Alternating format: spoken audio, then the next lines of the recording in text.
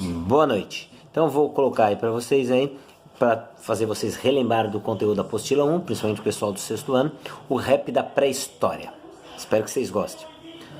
Antes não havia agricultura, a vida era muito dura, nomadismo, caça, pesca e coleta. O medo estava presente na floresta e para se proteger das armadilhas externas, o homem pré-histórico se escondia em cavernas, tinha medo dos animais e do escuro, desconhecia o passado, não projetava o futuro, apenas sobrevivia no contínuo presente, coletando o fruto sem plantar a semente, pedra lascada era a regra do jogo, até que ocorreu a descoberta do fogo.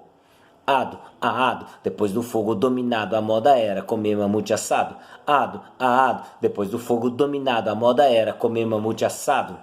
E assim foi caminhando a espécie humana, iniciando sua fé, deixando de ser profana. Grupos de pessoas, ora assustadas, ora com medo, até que as mulheres mudaram o enredo, perceberam que podiam produzir o próprio alimento com observação e também conhecimento. Nascia assim a primeira revolução da nossa sociedade. Um pequeno passo para a mulher, um grande passo para a humanidade. Consolidava de vez as civilizações. Em torno dos rios surgiram as cidades e multidões, e os outroras grupos nômades foram unificados. Surgiu o poder, a religião e o Estado.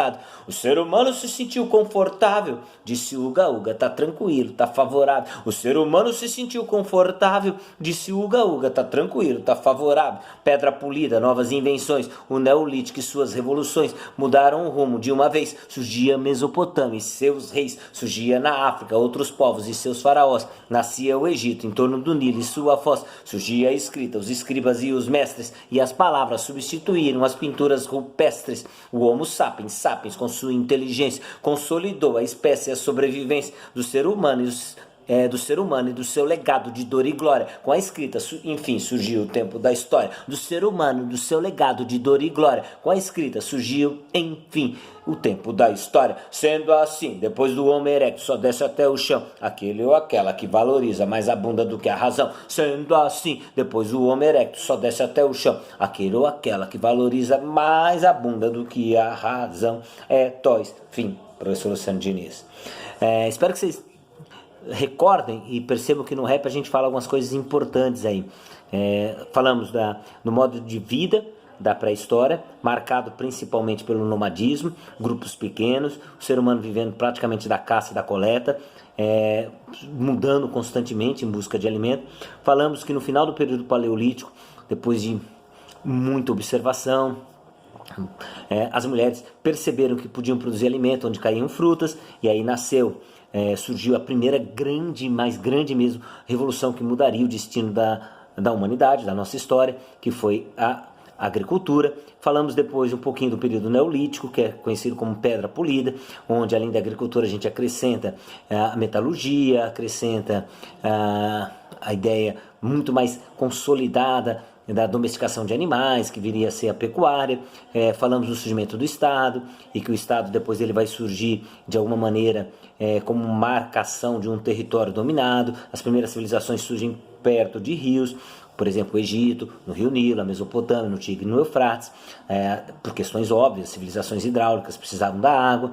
O professor também deu um destaque no rap para vocês, de que a partir da escrita, um novo tempo no estudo de história separa o que é pré-história e o que é história.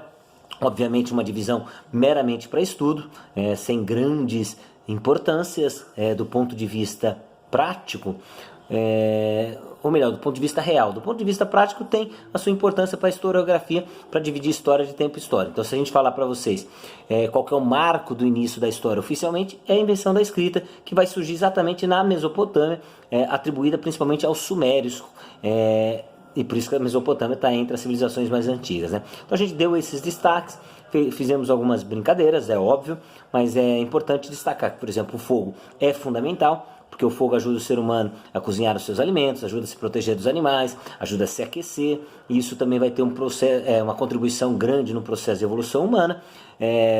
Eu falei do início que os seres humanos viviam nas cavernas, mas é bom citar que a vida nas cavernas ela vai começar a se efetivar mesmo, para valer, depois do fogo. Antes do fogo, o ser humano vivia nas florestas em grupos pequenos, viver em caverna à noite, sem claridade, era um tanto quanto perigoso, era se tornar uma presa fácil para ataque dos animais. Com o fogo, aí sim, as cavernas passaram a ser o habitat por questões óbvias de proteção e etc. Né? Proteção contra animais frios, essas coisas aí que a gente falou bastante aí, e espero que vocês tenham retomado e relembrado, tá bom? Fica aí o rap da pré-história, um beijo no coração de vocês, fiquem com Deus, aquele abraço, tchau, tchau.